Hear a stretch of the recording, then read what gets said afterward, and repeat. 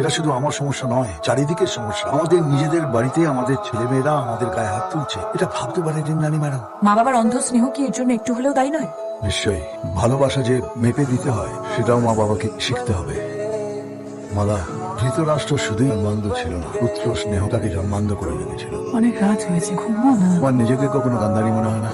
না, বাবা মা ছেলে মেয়েকে কতখানি প্রশ্রয় দিলে ছেলে এরকম হতে পারে, ছেলে কতখানি প্রশ্রয় পেলে মায়ের গায়ে হাত তুলতে পারে। এই সময় আবার কে ফোন করো? ও বাবুই। দেখো দেখো দেখো সব ঠিক আছে কিনা ও দেখো। সব ঠিক আছে তো? ও আচ্ছা আচ্ছা আচ্ছা, ভালো তো। হ্যাঁ ভালো। কালকে বাবুই ওদের দাদু ভাইকে 7 দিনের জন্য আমাদের কাছে রেখে যাবে। বলো কি নাতি তুমি? সারাদিন আমরা দাদু ভাইকে নিয়ে থাকবো। নাতি হবে।